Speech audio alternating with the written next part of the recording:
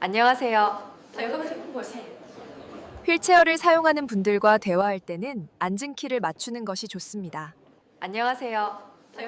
안녕하세요. 오늘 저희 사는 겐잘 입생활센터 여러분이 보내주신 자료를 바탕으로 다양한 장애 유형과 그에 맞는 에티켓에 대해 좀 더 깊이 이야기 나눠보려고 합니다.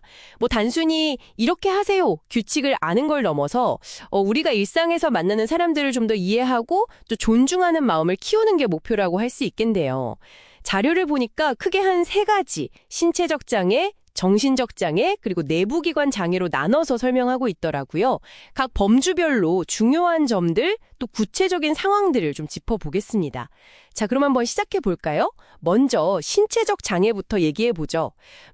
자료에선 지체 장애를 팔, 다리, 몸통 사용이 좀 어려운 경우로 설명하면서 휠체어나 보조기구를 사용하시는 분들 예를 들고 있어요.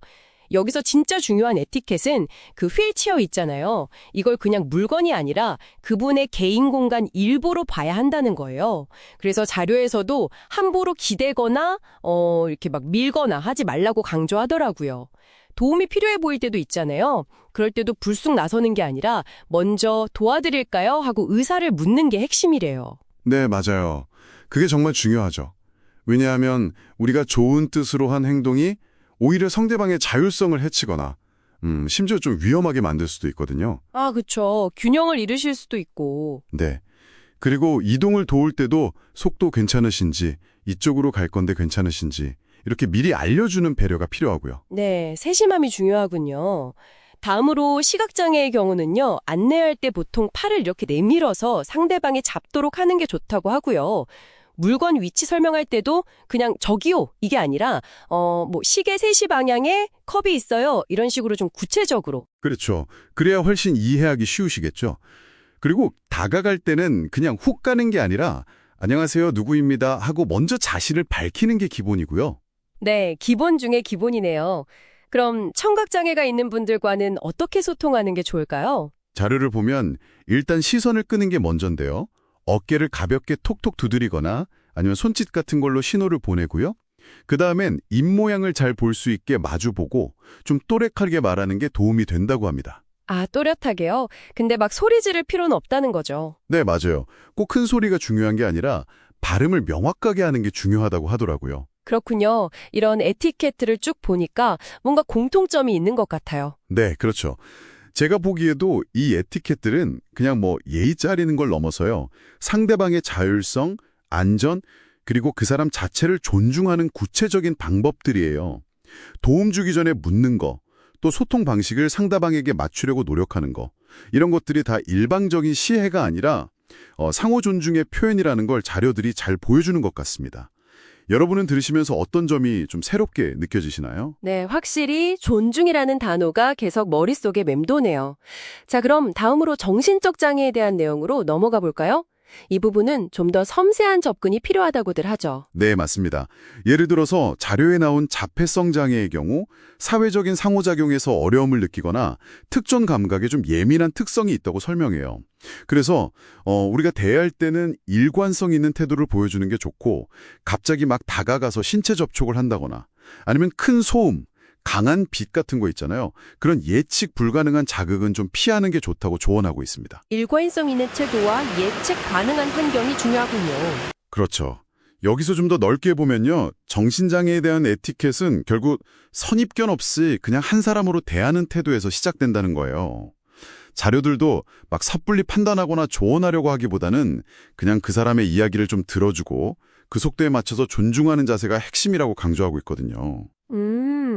듣고 보니 이건 사실 장애 유무를 떠나서 그냥 모든 관계에서 중요한 거 아닌가 싶기도 하네요. 네, 맞아요. 어떤 행동을 봤을 때 왜 저러지? 하고 바로 판단하기보다 그 사람 자체를 좀 이해하려고 노력하는 거.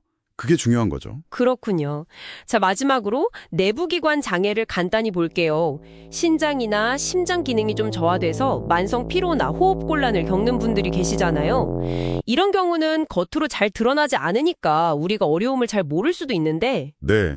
그래서 자료에서도 이런 분들에게 막 무리한 활동을 권하거나 그러지 말고 좀 충분히 쉴 수 있도록 배려하는 게 중요하다고 얘기하고 있어요. 네.